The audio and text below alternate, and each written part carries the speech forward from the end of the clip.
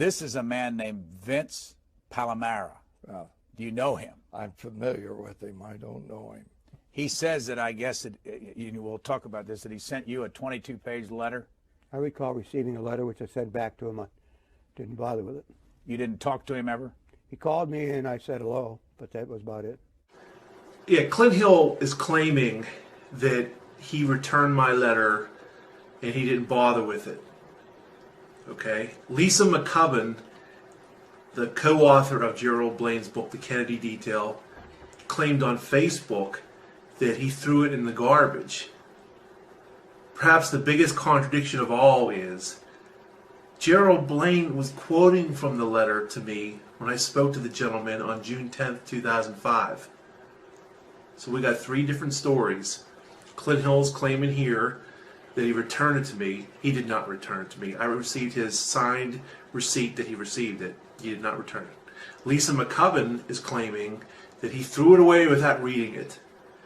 And the evidence that indicts them the most is Gerald Blaine quoted from the letter to me, again, on June 10th, 2005. And this man's name is Vince Palamara. He's a citizen who has taken it on his own to become an expert. He's from Pennsylvania, and I don't know him. I've never talked to him. I've just seen it on the web. And he is, I believe he's a graduate of Duquesne University. So let's watch this and I'll get your reaction to it. Hi, this is Vince Palamara, the self-described Secret Service expert that Jerry Blaine accuses me of without naming me, okay? Back with my obsession about the Kennedy detail. I gotta read this. This is rich. Page 287. This is what Blaine's claiming Riley said. Riley turned to Jerry Blaine, and Jerry, since you were in the lead car, did you ever hear this over your radio as well? Yes, sir, I did. I heard exactly what Floyd just told you. The thing about this is the whole thing about the Ivy League charlatans thing. Jerry Blaine told me the Ivy League charlatans thing came from the guys. I can't remember who said it. Boy, his memory got real good 5 years later, because now he's claiming he heard it over the radio, Floyd Boring, okay? Just unbelievable. It's just amazing to me, you know? There never would have been a book if I didn't send a 22-page letter, okay, to Clint Hill that pissed him off so much that his very good friend Jerry Blaine came out with this book as a counter, okay? There's some nice things I recommend everybody to buy. I'm not into censorship. This is my First Amendment rights, okay? It's got some nice pictures, some nice non-assassination things, and there's even some good assassination-related things in here.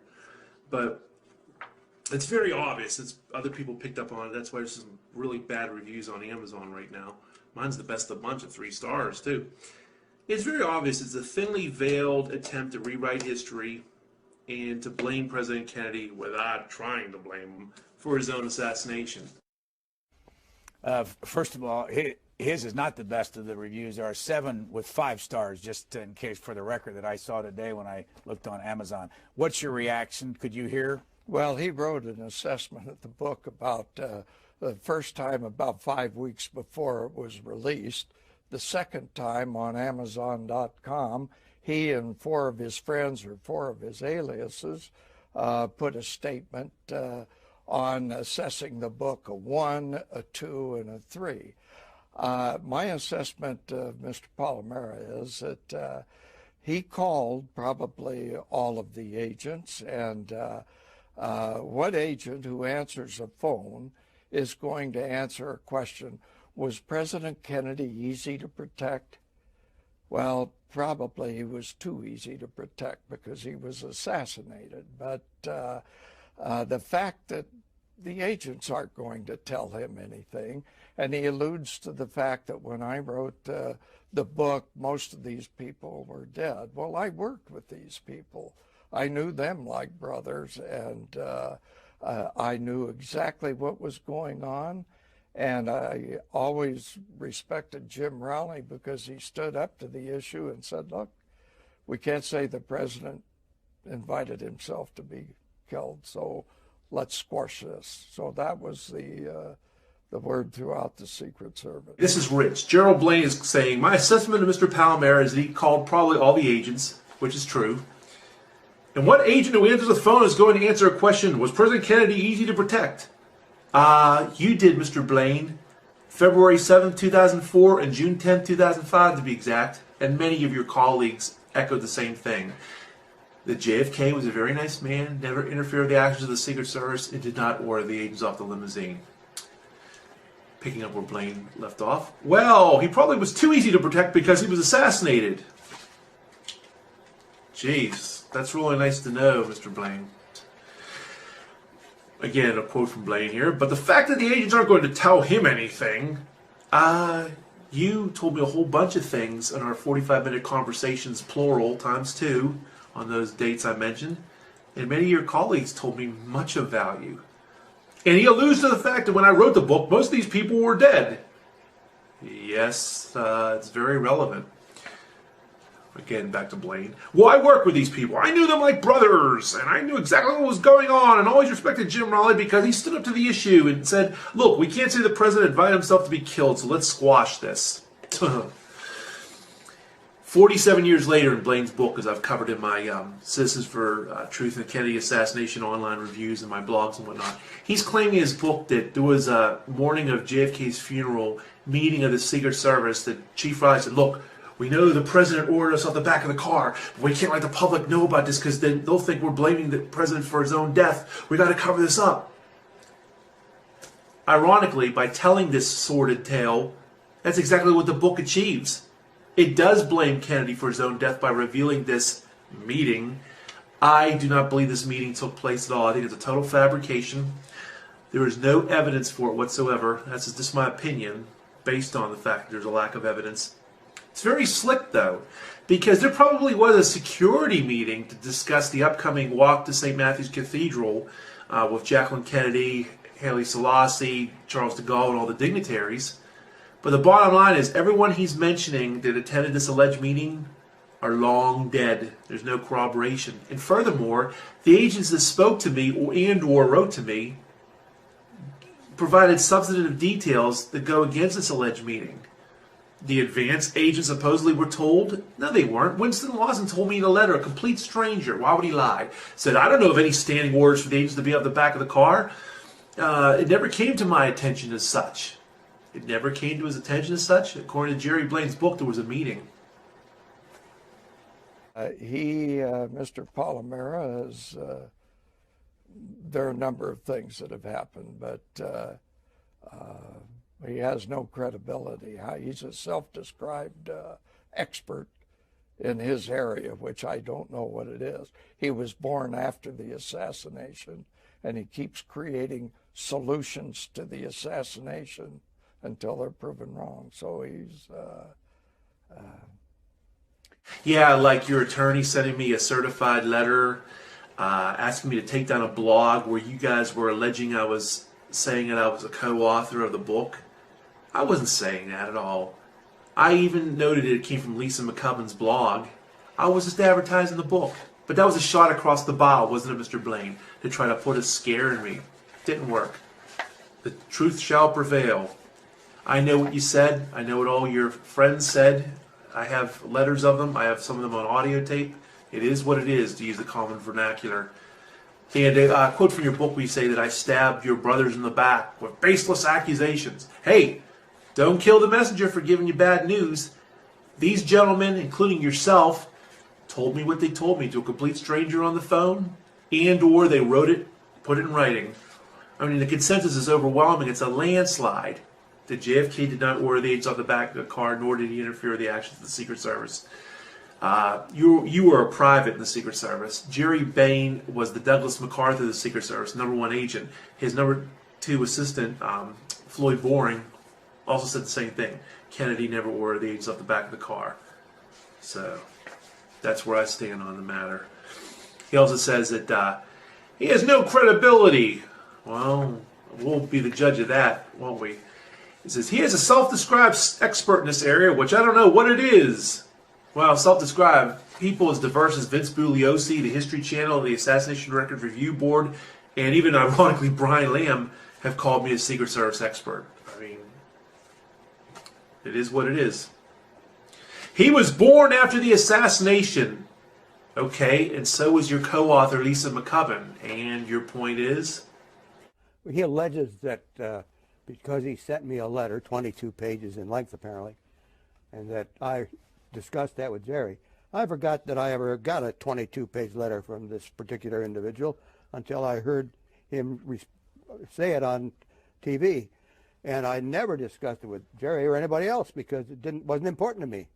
And insofar as him being an expert, I don't know where the expert part came from. I spent a long time in the Secret Service in protection, and I'm not an expert, but apparently he became an expert somewhere up in Pennsylvania. I don't know where. People claim that they're experts. They have no basis to make that claim. I was a special agent in charge of Vice President Protection, special agent in charge of Presidential Protection, and Assistant Director of Protective Forces for the United States Secret Service. I'm not an expert, but apparently some of these people out there who write these books and concoct these theories are experts. People as diverse as Vince Bugliosi, the History Channel, the Assassination Record Review Board, and even ironically Brian Lamb have called me a Secret Service expert. I mean, it is what it is. The fellow we talked about in the last interview, Vince Palamara, Yeah. you've seen his letter? No, he's been critical of... Well, I'll accept his Are you endorsement. worried that he's being... Well, maybe he has some secret agenda, I don't know. The most painful theories point fingers at the agents themselves. I read where Pontius was part of it because he disappeared after Houston. A conspiracy for the agents to shoot the president. I mean, this is off the wall. The Zapruder film, when the Zapruder film is run at normal speed, another theme that Palamara throws out is that Bill GREER stopped the car. When it's run at its normal speed, you'll notice the car absolutely does not stop at all. This happened in less than 6 seconds after the president was hit in the throat and moving along. Then all of a sudden everybody broke down the Zapruder film to frame by frame, slowed it down, and they created a myth to almost every frame of what was going on. And you'll notice too that when Mrs. Kennedy comes over after the first shot, she is directly in front of the president's face. And people have accused Bill GREER of pulling a gun out and shooting the president. He'd have had to shoot through the Conleys, and he'd have had to shoot Mrs. Kennedy. And the same thing holds for anybody on the grassy knoll. Had they fired, they'd have probably injured Mrs. Kennedy in it too. These are the myths that come about. People create a myth or a theory, but they forget all the other facts that are going on. After... Okay, Jerry Blaine saying, yeah, when the Zapruder film was run at normal speed, another theme that Palamara throws out is that Bill GREER stopped the car. When it's run at normal speed, you will notice the car absolutely does not stop at all. Well, a couple things I have to say about that. Close to 60 witnesses, including 7 Secret Service agents and Jacqueline Kennedy, said the car either slowed down or stopped. Don't kill the messenger for giving the bad news.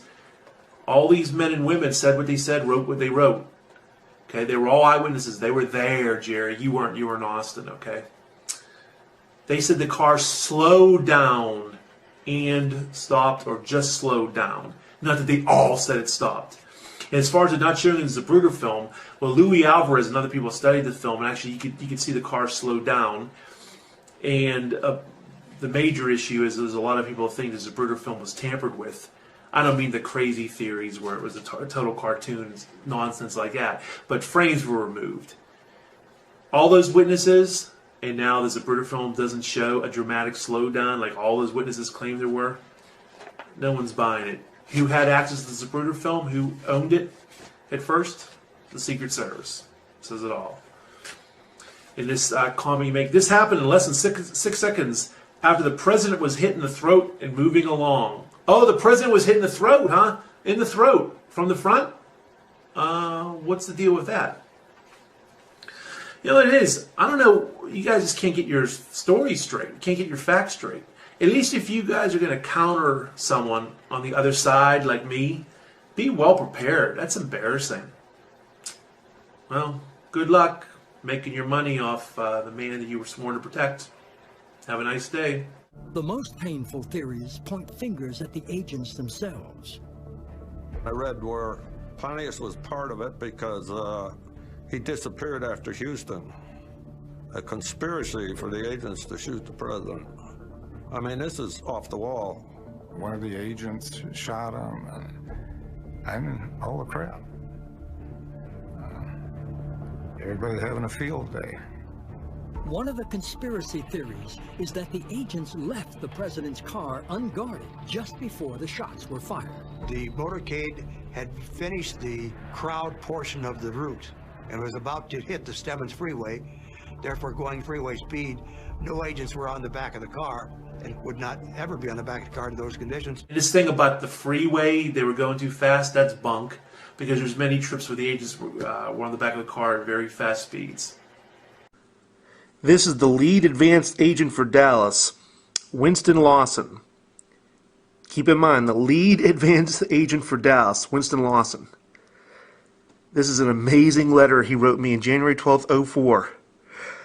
I do not know of any standing orders for the agents to stay off the back of the car.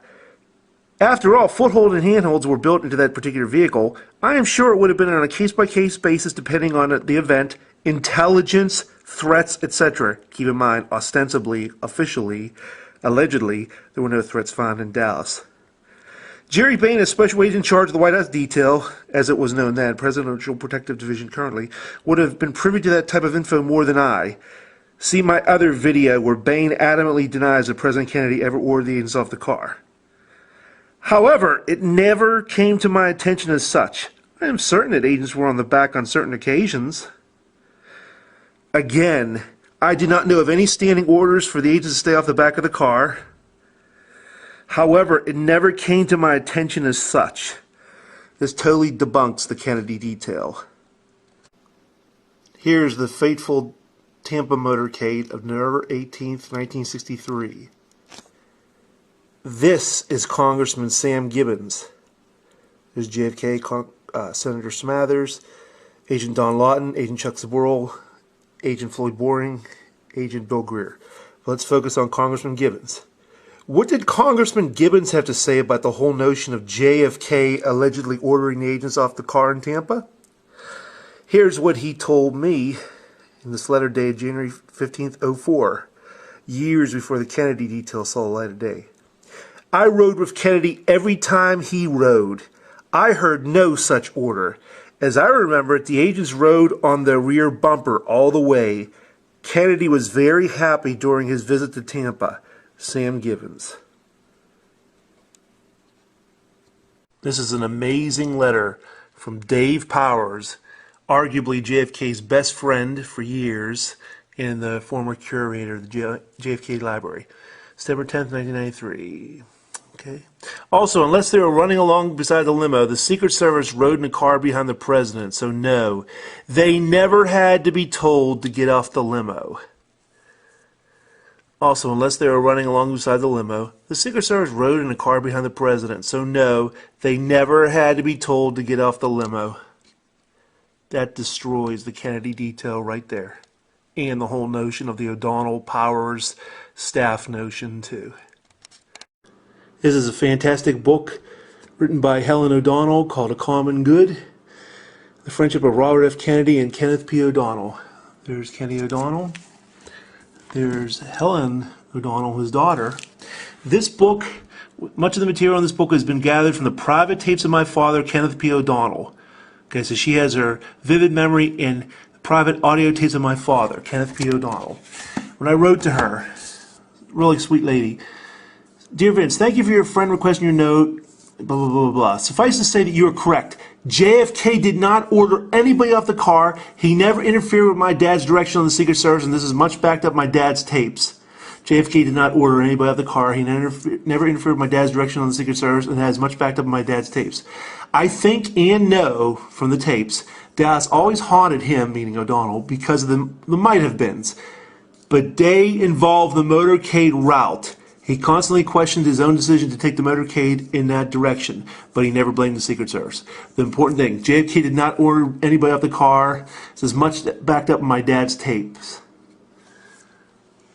Kenny O'Donnell, you've been vindicated. The Kennedy Detail, that book by Gerald Blaine, the Kennedy Detail has been thoroughly debunked. This is Assistant Special Agent in Charge, number 3 Agent Roy Kellerman, ostensibly the agent in charge of the Texas trip. Ostensibly, but it was really fully boring. Roy Kellerman died in March 1984.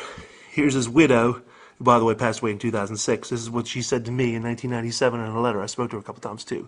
Dear Mr. Palamara, the answer to your question is no. Roy did not say that JFK was difficult to protect. The most painful theories point fingers at the agents themselves. I read where Pontius was part of it because he disappeared after Houston. A conspiracy for the agents to shoot the president. I mean, this is off the wall. One of the agents shot him.